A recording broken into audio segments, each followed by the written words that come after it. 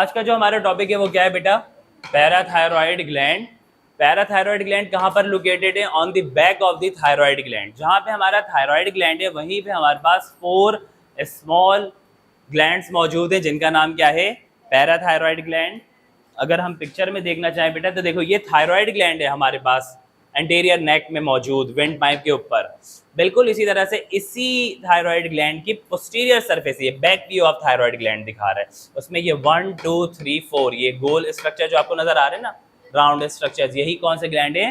Parathyroid gland. तो parathyroid gland किस में मौजूद होते हैं? थायरॉयड ग्लैंड में, पर इसका हार्मोन डिफरेंट है, उन हार्मोन का फंक्शन अलग है। थायरॉयड ग्लैंड के हार्मोन अलग है, उन हार्मोन का फंक्शन अलग है। तो पैराथायरॉयड ग्लैंड कितने होते हैं बेटा? 4 glands that are located on the back of the thyroid gland. ये एक पेप्टाइड हार्मोन रिलीज करता है जिसका नाम क्या है? पैराथायरॉयड हार्मोन, या इसी को हम क्या कहते हैं? पैराथ हार्मोन। पैराथायरॉयड ग्लैंड जो हार्मोन रिलीज करता है उसका नाम क्या है? पैराथ hormone. Primary stimulus for release low blood calcium level. ये पैराथायरॉयड हार्मोन रिलीज कब होगा? जब ब्लड में कैल्शियम का लेवल क्या होगा? कम। पैराथायरॉयड हार्मोन का काम होता है ब्लड में कैल्शियम का लेवल बढ़ाना। कैल्सिटोनिन का काम इसके अपोजिट है। कैल्सिटोनिन का काम क्या था? ब्लड में कैल्शियम लेवल को कम करना। और parathyroid hormone, parathyroid gland parathyroid hormone उसी वक्त रिलीज करेगा जब ब्लड में कैल्शियम लेवल क्या होगा? लो होगा, यानी कम होगा। आई बात समझ में? A significant drop in blood calcium is dangerous and can cause severe muscle spasm. अगर ब्लड में कैल्शियम लेवल बहुत कम हो जाए तो इसके बहुत हार्मफुल इफेक्ट्स आते हैं बॉडी में। मिसाल के तौर पे सीवियर मसल स्पैज्म हो सकता है, मसल क्रैम्प्स हो सकते हैं, मसल स्पैज्म हो सकता है आपको, यानी आपके मसल बहुत पेनफुली कॉन्ट्रैक्ट कर जाएंगे अगर ब्लड में कैल्शियम लेवल कम हो जाए तो। कैल्शियम जो है वो बहुत इंपॉर्टेंट होता है किस किस फंक्शन के लिए बेटा? लिखा हुआ है मसल्स के लिए, including heart muscle, all muscles के लिए कैल्शियम जरूरी है उसकी कॉन्ट्रैक्शन के लिए।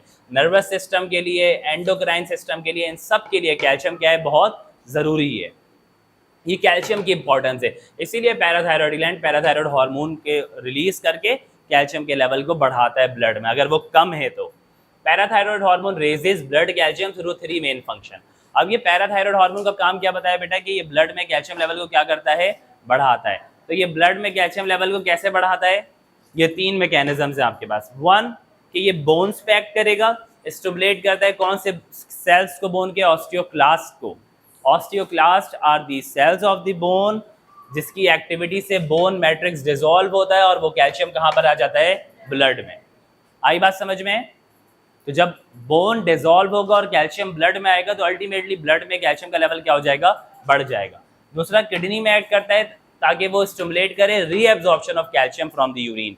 जो वेस्ट बन रहा है आपका, यूरिन बन रहा है, उसमें से उसकी फिल्ट्रेशन में से किसको रीएब्जॉर्ब कर ले? कैल्शियम को रीएब्जॉर्ब कर ले। ये स्टिमुलस कौन देता है उसको? Parathyroid hormone. इंटेस्टाइन में क्या करता है? विटामिन डी को एक्टिवेट करता है। विटामिन डी जरूरी होता है किस चीज के एब्जॉर्प्शन के लिए? कैल्शियम की एब्जॉर्प्शन के लिए। तो अल्टीमेटली किडनी से, गैस्ट्रोइंटेस्टिनल सिस्टम से और बोन को डिसॉल्व करके ब्लड में कैल्शियम के लेवल को बढ़ाता है कौन सा हार्मोन? Parathyroid hormone. और वो कौन से ग्लैंड से रिलीज होता है? पैराथायरॉयड ग्लैंड से। आई बात समझ में? क्लियर है सबको? तो calcitonin decreases the level of calcium in blood while parathyroid hormone from parathyroid gland increases the level of calcium in blood. Calcium is very important, very important for muscles, nervous system and endocrine system. And parathyroid hormone increases the level of calcium in blood by 3 mechanisms. 1 by stimulating osteoclasts to dissolve bone matrix and release calcium into the blood. Secondly, on kidney stimulate the reabsorption of calcium from the urine. And the last one on intestine to leads to the activation of vitamin D, which is needed for calcium absorption from food. So ultimately the level of calcium in blood will raises. This is the function of parathyroid hormone. Clear है सबको? And this is thyroid gland on the anterior side of the neck, and in the back of the thyroid gland there are 4 small circular glands that are called parathyroid gland, which releases single hormone called parathyroid hormone. Clear है सबको? Next है pancreas. Pancreas is located adjacent to the stomach. हमारे abdomen में centrally located है stomach, और stomach के साथ साथ अटैच है हमारे पास क्या? पैनक्रियाज। पैनक्रियाज को उर्दू में कहते हैं लबलबा, और ये पोस्टीरियर एब्डोमिनल वॉल से अटैच होता है, हमारे पोस्टीरियर एब्डोमिनल वॉल से। और इसका डुअल फंक्शन है, ये एक एंडोक्राइन ग्लैंड भी है जिसकी मदद से वो क्या रिलीज कर रहा है बेटा, हार्मोन, और ये एक एक्सोक्राइन ग्लैंड भी है जिसकी मदद से ये क्या रिलीज करता है, डाइजेस्टिव एंजाइम। और जो इसका डाइजेस्टिव एंजाइम्स का जो जूस होता है वो क्या कहलाता है, पैनक्रियाटिक जूस। वो पैनक्रियाटिक जूस पैनक्रियाज रिलीज करता है ड्यूडेनम में, जहाँ पे मोस्ट ऑफ द डाइजेशन होती है पैनक्रियाटिक जूस की मदद से, क्योंकि पैनक्रियाटिक जूस में क्या भरा हुआ होता है, एंजाइम्स, डाइजेस्टिव एंजाइम्स। तो पैनक्रियाज का डुअल फंक्शन है, वो एंडोक्राइन ग्लैंड भी है और साथ साथ एक्सोक्राइन ग्लैंड भी। क्लियर है? अब देखो लिखा हुआ endocrine cells make up of only 2% of the pancreas. पूरे पैनक्रियाज का जो टिश्यू है बेटा, ये देखो, ये रहा हमारा स्टमक, स्टमक के पीछे पोस्टीरियर वॉल में हमारे पास क्या मौजूद है, ये पैनक्रियाज, ये गॉल ब्लैडर है, ये पैनक्रियाटिक डक्ट आगे स्मॉल इंटेस्टीन में खुलेगा, यहाँ पे ये स्टमक खत्म होता है, यहाँ पे ड्यूडेनम शुरू हो जाता है। ये देखो, ये ड्यूडेनम है, ये क्या है, ड्यूडेनम, ये गॉल ब्लैडर है जिसे पित्ता कहते हैं हम, और ये हमारा पैनक्रियाज है। तो पैनक्रियाटिक डक्ट आगे खुल रहा है किसमें, ड्यूडेनम में। पैनक्रियाटिक जूस रिलीज करेगा, जो फूड हमने कंज्यूम किया वो स्टमक से आएगा ड्यूडेनम में, और पैनक्रियाटिक जूस के पैनक्रियाटिक एंजाइम्स की मदद से इसकी क्या होगी, यहाँ पे डाइजेशन होगी। क्लियर है? ये राइट साइड में लीवर मौजूद है, लेफ्ट साइड में स्प्लीन मौजूद है जिससे हम लोग तिल्ली कहते हैं, और ये लार्ज इंटेस्टीन है हमारा, और ये स्मॉल इंटेस्टीन है, जेजुनम और इलियम। ये रहा पैनक्रियाज जिस तरह से लोकेटेड था, adjacent to the stomach and connected with the small intestine. What part of a small intestine? Duodenum. Very good. अब देखो, ये इतना बड़ा पैनक्रियाज है, इसका only 2% is endocrine, while rest of the pancreas is exocrine. क्योंकि endocrine इतना छोटा, इतना कम क्यों, only 2% क्यों है पूरे टिश्यू का, क्योंकि उसको थोड़े से तो हार्मोन रिलीज करने हैं। हार्मोन तो बहुत ही कम रिलीज होते हैं ना, इन द ड्रॉप्स से भी कम हार्मोन्स रिलीज, जबकि पैनक्रियाटिक जूस जो है वो बहुत ज़्यादा रिलीज होता है। तो सिर्फ 2% जो है पैनक्रियाज का वो एंडोक्राइन है, बाकी सब क्या है, एक्सोक्राइन। एक्सोक्राइन के तौर पे क्या रिलीज कर रहा है ये पैनक्रियाटिक जूस, और एंडोक्राइन के तौर पे वो क्या रिलीज कर रहा है, hormones. Endocrine function is perform by cluster of cells called the islet of Langerhans. जो एंडोक्राइन पार्ट होता है पैनक्रियाज का, उसके जो टिश्यू है पैनक्रियाज के अंदर, वो सेल्स का क्लस्टर है, डिफरेंट सेल्स मिलके बनते हैं। उन सेल्स का नाम क्या होता है, उस सेल्स के पूरे आइलेट का नाम क्या होता है बेटा, islet of Langerhans. Islet of Langerhans. ये देख रहे हो, ये पूरा पैनक्रियाज का टिश्यू है, और पैनक्रियाज में ये क्या है, islet of Langerhans. Islet of Langerhans, ये देखो, ये आइलेट ऑफ लैंगरहैंस है जैसे दिखाया हुआ। इसमें डिफरेंट किस्म के सेल्स मौजूद है, कौन कौन से, beta cells, alpha cells, gamma cells, पता नहीं क्या क्या। तुम लोग को इतना नहीं याद रखना, तुम लोग को सिर्फ याद रखना है बीटा सेल्स और अल्फा सेल्स। तो एंडोक्राइन पार्ट जो होता है पैनक्रियाज का, वो किस चीज से बना हुआ होता है, आइलेट ऑफ लैंगरहैंस। देखो लिखा हुआ, each islet contain 2 main cell types. जो आइलेट्स है उसमें 2 मेन के सेल्स मौजूद हैं आपके पास। अल्फा सेल्स क्या सिक्रीट करता है, हार्मोन, कौन सा हार्मोन, ग्लूकागॉन। और बीटा सेल्स क्या रिलीज करते हैं, इंसुलिन। एंडोक्राइन के तौर पे हार्मोन रिलीज कर रहा है पैनक्रियाज, 2 हार्मोन रिलीज करता है as an endocrine gland, that is glucagon and insulin. From which part of the endocrine part of the pancreas, islet of Langerhans. An islet of Langerhans contain 2 distinct type of cells, that is alpha cells and beta cells. Alpha cells secrete glucagon while beta cells secrete insulin. Clear है सबको? अब insulin और glucagon बेटा एक दूसरे के antagonistic hormones हैं, यानी एक अगर काम कर रहा है तो उसका अपोजिट काम दूसरा कर रहा है। ये दोनों मिलके ब्लड के ग्लूकोज के लेवल को क्या रखते हैं बेटा, मेंटेन रखते हैं। इंसुलिन का एंटागोनिस्ट कौन है, ग्लूकागॉन, और ये दोनों मिलके ब्लड में ग्लूकोज के लेवल को क्या रख रहे हैं, मेंटेन।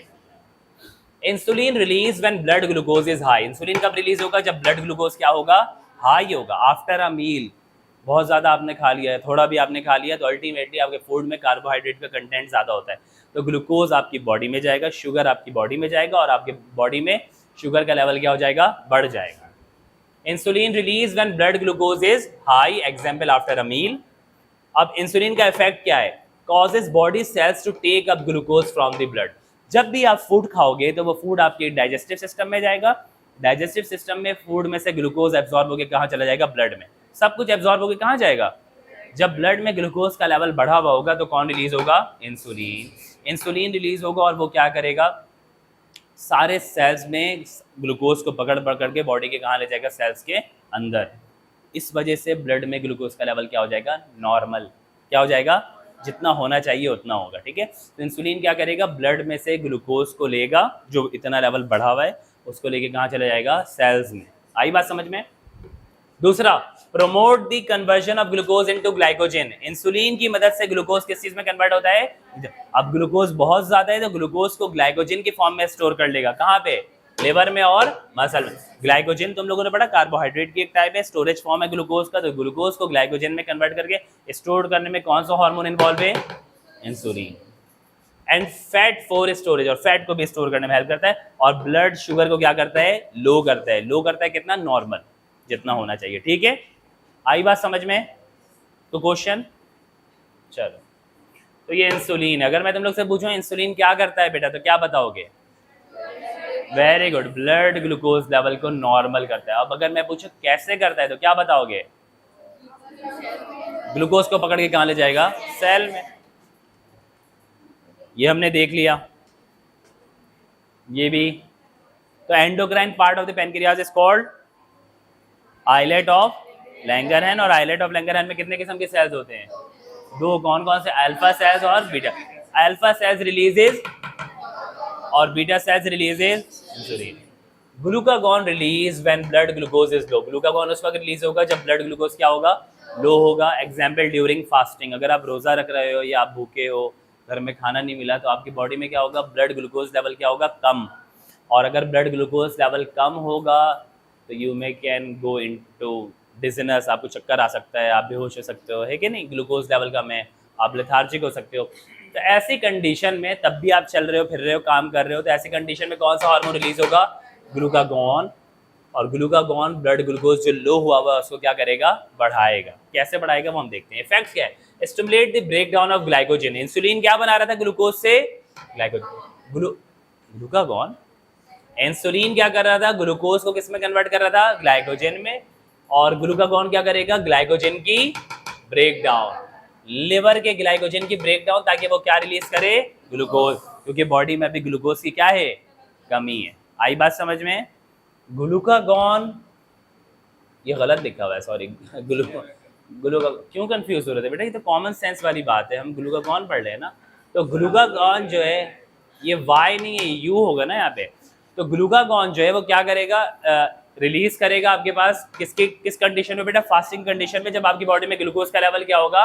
कम होगा। और ये क्या करेगा? स्टिमुलेट करेगा ब्रेक डाउन ऑफ ग्लाइकोजन। जो ग्लाइकोजन इंसुलिन ने स्टोर करवाया उसको ब्रेक डाउन करवा के क्या रिलीज करवाएगा? ग्लूकोज। और क्या करवाता है ये glucagon? Promote the break down of lipids for energy. Lipids को ब्रेक डाउन करता है ताकि उसमें से क्या रिलीज हो? एनर्जी। और ब्लड शुगर लेवल को क्या करता है? बढ़ाता है। इंसुलिन कम कर रहा है और ये क्या कर रहा है? बढ़ा रहा है। तो दोनों एक दूसरे के क्या होंगे? एंटागोनिस्ट। तो ये हमने पढ़ना था पैनक्रियाज के हवाले से। अब जो हमारा टॉपिक है वो क्या है? Diabetes mellitus. पैनक्रियाज से ही कंटिन्यू कर रहे हैं अपना नेक्स्ट टॉपिक। इसका नाम क्या है बेटा? Diabetes mellitus, a very common illness, a chronic illness. ये क्रॉनिक डिजीज है, यानी ऐसी बीमारी जो लंबे लंबे अरसे आपकी ज़िंदगी भर आपके साथ रहती है, क्योंकि इसकी कोई ट्रीटमेंट मौजूद नहीं है। इसकी ट्रीटमेंट है टू कंट्रोल इट, बट इसका क्योर मौजूद नहीं है, यानी इसको हम ख़त्म नहीं कर सकते, क्योर नहीं है इसका।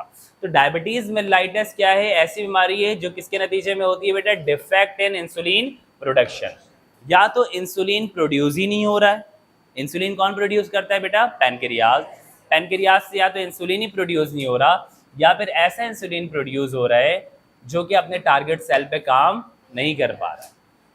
दो कंडीशन है, या तो इंसुलिन ही नहीं बन रहा, इंसुलिन है ही नहीं, या फिर दूसरा इंसुलिन जो बन रहा है वो अपने टारगेट सेल पे काम नहीं कर पा रहा। इन दोनों कंडीशन में जब इंसुलिन काम नहीं कर पा रहा है, इंसुलिन है नहीं, तो ब्लड में ग्लूकोज का लेवल क्या होगा? बढ़ा रहेगा। शुगर का लेवल जब बढ़ा रहेगा तो बॉडी में इसके साइड इफेक्ट्स आएंगे। इस बीमारी का नाम क्या है? Diabetes mellitus. आई बात समझ में? डायबिटीज में लाइटस में या तो इंसुलिन बन नहीं रहा, या इंसुलिन जो बन रहा है वो अपने टारगेट सेल पे काम नहीं कर पा रहा। जब अपने टारगेट सेल पे काम नहीं कर पा रहा है, इंसुलिन नहीं बन रहा, तो ब्लड में शुगर का लेवल क्या होगा, बढ़ा रहेगा। इस बीमारी का नाम क्या है बेटा, डायबिटीज मेलाइटस। जब शुगर का लेवल बढ़ा रहेगा तो ये अच्छी बात नहीं है। शुगर का एक नॉर्मल लेवल है, उसको मेंटेन रहना जरूरी है। नॉर्मल बंदे में वो मेंटेन रहता है अपने लेवल पे, किसकी मदद से बेटा, इंसुलिन की मदद से। अब जब इंसुलिन नहीं होगा तो ब्लड का शुगर लेवल हर वक्त क्या रहेगा, बढ़ा रहेगा। कैरेक्टरिस्टिक्स, डायबिटीज मेलाइटस की कैरेक्टरिस्टिक्स क्या क्या है, high and widely fluctuating blood glucose level. Blood glucose level बहुत बड़ा हुआ है, फ्लक्चुएट कर रहा है, कम हो रहा है, ज्यादा हो रहा है, कम हो रहा है, ज्यादा हो रहा है। The body relies heavily on fats for energy. जब इंसुलिन नहीं है, इंसुलिन का काम क्या था, ब्लड में शुगर के लेवल को कम करना है, ऐसा ही है। कैसे कम कर रहा था, ग्लूकोज को पकड़ के कहाँ ले जा रहा था, सेल में। जब सेल में जा रहा था तभी ना ग्लूकोज यूज होगा। तो जब ग्लूकोज जो है वो सेल के अंदर नहीं जा पाएगा, क्योंकि इंसुलिन नहीं है, जब ग्लूकोज सेल के अंदर नहीं जा रहा, जब ग्लूकोज सेल के अंदर नहीं जा रहा तो बॉडी जो है ग्लूकोज को यूज नहीं कर पाएगी। लेकिन बॉडी को क्या चाहिए, एनर्जी चाहिए ना। तो वो क्या कंज्यूम करना शुरू कर देगी बेटा, फैट्स, जिसकी वजह से बॉडी में जो लिपिड्स हैं और कोलेस्ट्रॉल है उसकी तादाद क्या हो जाएगी, बढ़ जाएगी। मैकेनिज्म समझ में आया। इंसुलिन नहीं तो सेल के अंदर ग्लूकोज नहीं जा पा रहा। जब सेल के अंदर ग्लूकोज नहीं जा पाएगा तो बॉडी में लिपिड्स और कोलेस्ट्रॉल का लेवल क्या हो जाएगा, बढ़ जाएगा। लिपिड्स और कोलेस्ट्रॉल क्यों बढ़ रहा है, क्योंकि बॉडी कंज्यूम क्या कर रही है, फैट्स को कंज्यूम कर रही है। किस चीज के लिए, एनर्जी के लिए। अब जब ये लिपिड्स और कोलेस्ट्रॉल्स का लेवल बॉडी में बढ़ा हुआ है, फैट का लेवल बढ़ा हुआ है बेटा, तो ये फैट क्या होने लगेगा, डिपॉजिट होने लगेगा ब्लड वेसल्स में। एथेरोस्क्लेरोसिस होगा, यानी ब्लड वेसल में फैट डिपॉजिट हो रहा है, और उससे रिलेटेड कॉम्प्लिकेशंस आएंगे, जैसे कि ब्लड प्रेशर क्या हो जाएगा, बढ़ जाएगा। हार्ट डिजीज होगी, ब्लड प्रेशर बढ़ रहा है और हार्ट के वेसल्स में अगर फैट डिपॉजिट हो रहा है तो वो किस चीज़ की शक्ल इख्तियार कर लेगा, हार्ट अटैक की। तो दिल की बीमारियां डबल हो जाती हैं, किसमें, डायबिटीज मेलाइटस। ब्लाइंडनेस, रेटिना अगर डैमेज हो रहा है, रेटिनल वेसल्स यानी जो खून की सप्लाई आंखों को हो रही है, रेटिना को, अगर वो डैमेज होगी तो आपको क्या हो सकता है, ब्लाइंडनेस। और किडनी फेलियर, अगर गुर्दे में ये फैट डिपॉजिट हो रहा है, और डायबिटीज का बहुत हार्मफुल इफेक्ट होता है। अगर ये लॉन्ग टर्म डायबिटीज है किसी को 10 साल 15 साल, तो अल्टीमेटली उसके किडनी फेल्स हो जाते हैं। तो ये सारे साइड इफेक्ट्स हैं किसके, डायबिटीज मेलाइटस के। ये लॉन्ग टर्म साइड इफेक्ट्स है। ये नहीं कि कल डायबिटीज हुआ और परसों अंधे हो गए, नहीं। ये कल डायबिटीज हुआ तो दोनों गुर्दे फेल हो गए परसों, नहीं। ये 10-10 साल 15-15 साल लगते हैं इन चीज़ों में।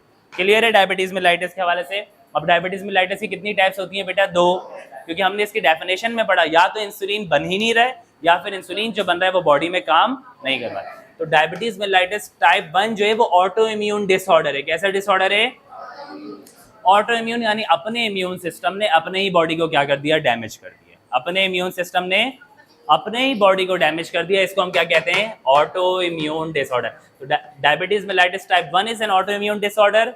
बॉडी इम्यून सिस्टम अटैक करते हैं, और किस चीज को, बीटा सेल। बीटा सेल क्या रिलीज करता था, तो जब बीटा सेल डिस्ट्रॉय हो गया तो इंसुलिन नहीं बन रहा, या तो बहुत कम बन रहा है, या फिर इंसुलिन बन ही नहीं रहा, क्योंकि बीटा सेल डिस्ट्रॉय हो गया। इसके ट्रीटमेंट में क्या दिया जाता है बेटा, इंसुलिन के इंजेक्शंस दिए जाते हैं। और ये diabetes mellitus type 1 early ages में होता है। कभी सुना है छोटे बच्चों को डायबिटीज हो गया, छोटे बच्चे को डायबिटीज हो गया, तो वो डायबिटीज मेलाइटस टाइप 1 है। जरूरी नहीं कि सिर्फ छोटे बच्चों को, बड़ों को भी हो सकता है। तो जो डायबिटीज मेलाइटस ये कॉमन है, लेकिन सबसे कॉमन जो डायबिटीज मेलाइटस है वो क्या है, टाइप 2। तो डायबिटीज मेलाइटस टाइप 2 में क्या होता है, इंसुलिन तो बन रहा है लेकिन वो टारगेट सेल पे काम नहीं कर पा रहा, क्योंकि बॉडी में, आपकी बॉडी में रेजिस्टेंस पैदा हो गई है इंसुलिन के खिलाफ। तो इंसुलिन जो है पैनक्रियाज बना तो रहा है, लेकिन वो इंसुलिन ग्लूकोज को सेल में नहीं ले जा पा रहा, जिसकी वजह से ब्लड का ग्लूकोज लेवल बढ़ा हुआ है। ये कौन सा डायबिटीज कहलाता है बेटा, डायबिटीज मेलाइटस टाइप 2। इसका रिस्क फैक्टर क्या है, जेनेटिक हिस्ट्री, यानी माँ बाप को डायबिटीज है तो आपका जो चांस है डायबिटीज का वो क्या हो जाएगा, डबल। ओबेसिटी, मोटापा है और आपने कंट्रोल नहीं किया तो आप तैयार हो जाओगे, आपको क्या होने वाला है, डायबिटीज। स्ट्रेस, आप हर वक्त परेशान रहते हो तो डायबिटीज का रिस्क है। लैक ऑफ एक्सरसाइज, आप एक्सरसाइज नहीं करते, पड़े रहते हो तो डायबिटीज का रिस्क है। ओल्ड एज, एज जैसी ही आपकी क्रॉस होती है 40 के बाद तो डिजीजेज अपेयर होती है, जिसमें सबसे कॉमन कौन सी डिजीज है बेटा, डायबिटीज मेलाइटस। मैनेजमेंट क्या है इसकी, कार्बोहाइड्रेट, लो कार्बोहाइड्रेट डाइट ली जाए, यानी ऐसा फूड खाया जाए जिसमें कार्बोहाइड्रेट कम है। और लाइफस्टाइल चेंजेस, लाइफस्टाइल चेंजेस का मतलब क्या है, वेट लॉस किया जाए, एक्सरसाइज किया जाए, वेट लॉस किया जाए और और साथ साथ क्या लेनी पड़ती है आपको, मेडिकेशन, दवाइयाँ लेनी पड़ती हैं डायबिटीज़ मेलाइटस के लिए। अब देखो इन दोनों में क्या फ़र्क है, डायबिटीज़ मेलाइटस टाइप 1 और टाइप 2 में। डायबिटीज़ मेलाइटस टाइप 1 जो है बॉडी इंसुलिन बना ही नहीं रही, और टाइप 2 में जो है बॉडी इंसुलिन से रिस्पॉन्ड नहीं कर रही। ये इम्यून सिस्टम के रिएक्शन की वजह से होता है। तो टाइप 1 क्या है, ऑटो इम्यून। टाइप 1 क्या है, और टाइप 2 किसकी वजह से होता है बेटा, लाइफस्टाइल फैक्टर और जेनेटिक फैक्टर्स की वजह से। लाइफस्टाइल फैक्टर मतलब लैक ऑफ एक्सरसाइज और obesity, junk food eating. Type 1 कब होता है ज्यादातर, चाइल्डहुड में, और ये कौन से एज में होता है, मिडिल एज, मतलब after 30 after 40। Symptoms come on quickly, symptoms बहुत जल्दी आते हैं, और इसके सिम्टम्स क्या होते हैं, स्लोली डेवलप होते हैं टाइप 2 के, क्योंकि इसमें तो इंसुलिन बन ही नहीं रहा ना, इसमें तो इंसुलिन की रेजिस्टेंस हो रही है। इसको इंसुलिन इंजेक्शन से ट्रीट करते हैं, इसको मैनेज करते हैं ड्रग्स से और लाइफस्टाइल चेंजेस हैं। अब डायबिटीज़ की अलामत क्या है, अगर किसी को डायबिटीज़ हो रहा है या शुगर अपेयर हो रहा है तो उसकी अलामत क्या होती है। डायबिटीज़ मेलाइटस, उर्दू में कहते हैं ज़ियाबतीज़, और आम लफ्ज़ों में हम लोग क्या कहते हैं इसको, शुगर कहते हैं। या शुगर का मरीज़ है तो शुगर की अलामत क्या क्या होती है, फ्रीक्वेंट यूरिनेशन, बार बार उसको यूरिन पास करने के लिए वॉशरूम जाना पड़ता है। फ्रीक्वेंसी जो है इन अ डे बढ़ जाती है। नॉर्मल फ्रीक्वेंसी जो यूरिन पास करने की एक दिन में एक हेल्दी बंदे में वो मैक्सिमम 7 to 8 है, और इन लोगों में वो घंटों में 7 और 8 हो जाती है अगर किसी को डायबिटीज़ है तो। इंक्रीज था, जब यूरिन ज़्यादा पास होगा, वाटर ज़्यादा लॉस होगा तो प्यास ज़्यादा लगेगी, तो प्यास ज़्यादा लगती है। हंगर, हंगर क्यों बढ़ रहा है बेटा, क्योंकि सेल में ग्लूकोज नहीं जा रहा, एनर्जी प्रोड्यूस नहीं हो रही, फैट से एनर्जी प्रोड्यूस हो रही, तो भूख बढ़ जाती है। भूख बढ़ती है, खुराक बढ़ जाती है, डायबिटीज़ की एक अलामत है। लेकिन खाना ज़्यादा खाने के बावजूद भी वेट लॉस होता है, क्योंकि बॉडी का फैट कंज्यूम हो रहा है एनर्जी के लिए, क्योंकि ग्लूकोज तो यूज़ ही नहीं हो रहा है, तो वेट लॉस होता है। भूख ज़्यादा लग रही है, ज़्यादा यूरिन पास कर रहे हैं, ज़्यादा प्यास लग रही है, और ज़्यादा फूड खाने के बावजूद भी क्या हो रहा है, वेट लॉस हो रहा है। वीकनेस, लेथार्जी होती है, बहुत वीकनेस, कमज़ोरी होती है। ब्लड विजन, सब कुछ धुंधला नज़र आने लगता है। नौजिया, मतली मतली सा महसूस होता है। स्लो हीलिंग ऑफ कट्स और ब्रूजेज, ज़ख़म बन जाए, ज़ख़म लग जाए तो वो बहुत आहिस्ता आहिस्ता हील करता है, क्योंकि हीलिंग भी कॉम्प्रोमाइज़ होती है डायबिटीज़ में। और टिंगलिंग इन हैंड्स, यानी हाथ और पैर क्या होने लगते हैं बेटा, सुन होने लगते हैं। आई बात समझ में। तो ये इस बीमारी का नाम क्या है, डायबिटीज़ मेलाइटस।